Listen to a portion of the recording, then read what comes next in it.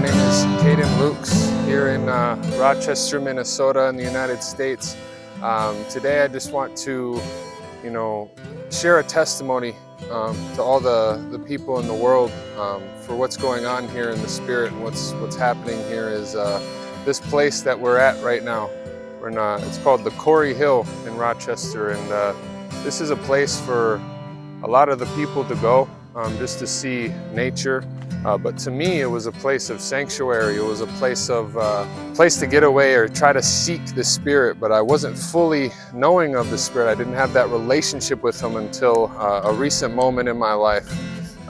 March 9th of 2025, I had gained friendship and fellowship through, my brother Paul and his auntie, and they had shown me a way that's way different than what we know in America.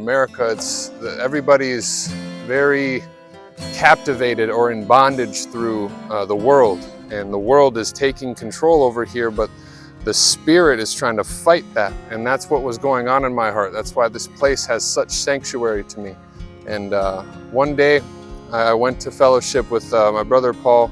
I got to see his life and his family and how things go, and then I was still questioning God. I felt almost like a Pharisee. I felt like it wasn't true. So I came here one last time. I had a firearm, a pistol, and I was walking up the hill to get here, and I had a conversation with God, and I was like, Jesus, you got to send something, say something, do something, because I wanted to leave. I wanted to take that gun and pass away. I didn't want to be here anymore because I was so in bondage to everything here. I was so captivated by the myths of happiness, the myths of wealth, the myths of how the enemy is trying to get into the young generational heart and get into the young generational mind, and that's how he was doing to me. I was in a career that was involving millions of dollars of real estate, and I was in careers where it was just not good. People were drinking alcohol to get through every day, and I was living that, and that's why I was coming here. I was walking up the hill. I said, God, Jesus, you got to say something, do something. So I come here, and there's two adults and two children here.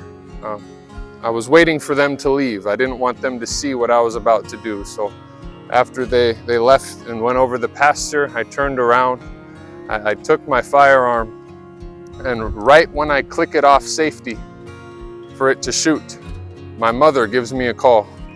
And right in that very second, down to the millisecond, I felt God's presence. Jesus was all around me, head to toe. I felt like a question that I've been asking for 23 years of my life has now been answered. The reason behind the suicide was I felt unloved, for a very, very long time. For about 23 years, I felt unloved. I was always searching for love. I was a part of the American church. I was a part of worship. I was a part of the gathering of youth groups in church here, but I never really saw God's work. It was just almost like a dumbed down version of God. It wasn't the true relationship of Jesus. And going through that experience and understanding that, I was always asking, I was going through trauma, abuse from myself, decisions that I was getting deceived from, the people I were around. When it comes down to the people that you surround yourself with,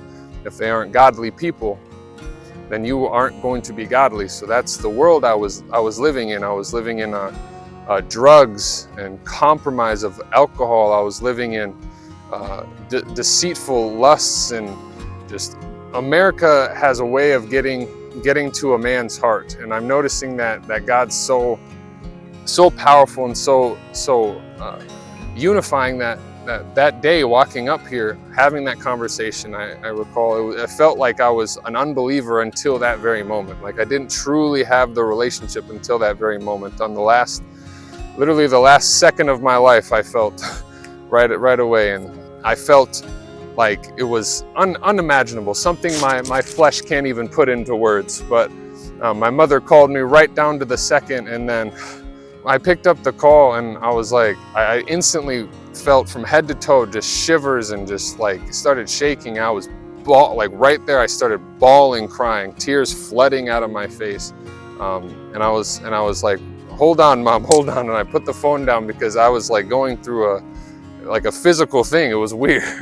And I went back to the phone and I was like, Mom, you're gonna not like this, but you literally just saved my life. Like, and it means a lot deeper than this, because I had a brother, his name was Caleb Lukes, and he passed away through suicide when he was 23 years old. And when this happened, I'm 23 years old, and there's this spiritual thing that happened, that moment, that event. It was shocking. My whole body started convulsing. I was bawling, crying, and then after that, this big wave of joy came, and then I ran away to the car, and I was jumping and skipping down the hill with joy and praise, because that's when I knew that God is always watching. God is always seeing you, whether you want Him to or not. Whether you feel like God isn't there, or if you feel like that relationship isn't there with Him, He's there all the time, and He's inside of you.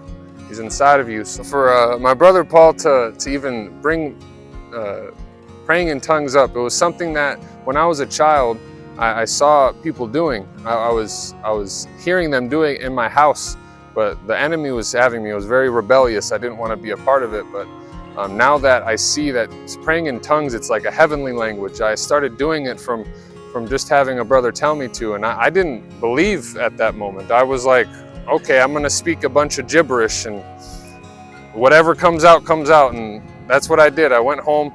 I prayed in tongues for about 30 minutes, probably even longer than 30 minutes actually. And then the next day, crazy events I cannot explain start happening. In terms of the experience with God, the relationship with God, like praying in tongues is the main thing. It's something that's changed my life like immensely, and it will continue to change my life and change other lives around me, because it creates it makes you selfless. It makes you surrender to what God's trying to do unspokenly, to something that you don't know. Because all my life I was wanting to plan things, wanted to make sure that everything is lined up perfectly.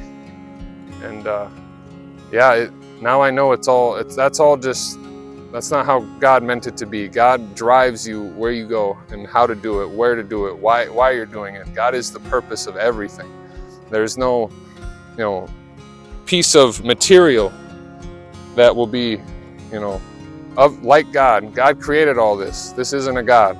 So when it comes down to everything that was going on in my life, that praying in tongues is the biggest thing that's changed my life and will continue changing other people's lives around me. This place, it used to be so heartbreaking to know, because people in the state and in the city, Rochester, Minnesota, a lot of people come here to essentially pass away, to die, because of all the compromising and coping they have to do with the life of a younger generation here. Dilutes the minds of what God's trying to do. God's trying to work through people to gather family, to gather life, to gather joy and happiness and unity, instead of what the world wants. The world just wants to steal, kill, and destroy. So that's when I felt like my lukewarmness was gone. In Revelation it says you can't be hot or cold.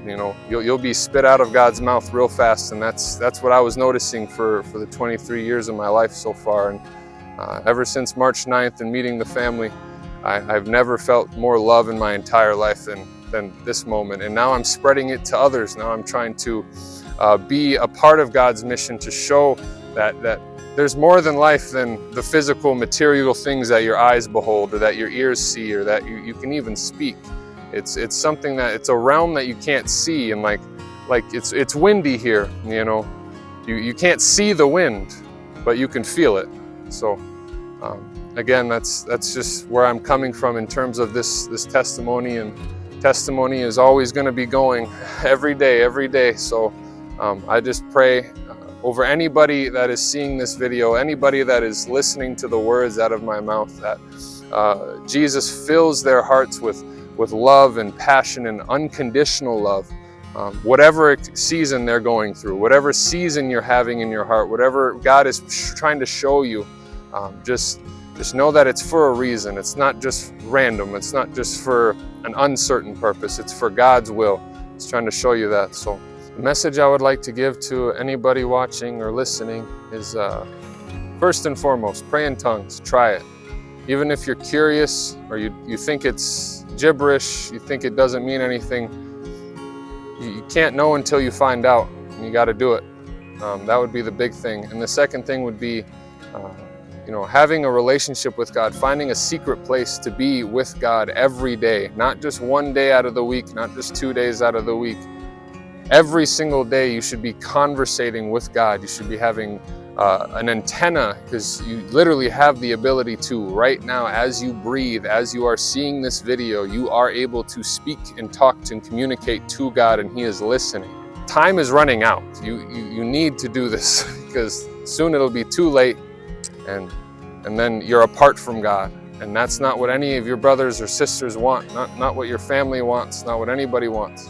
So that's my message. Just have that relationship, that personal relationship with Jesus. And once that relationship is built, continue on that relationship, and He'll do the rest. That's what I say.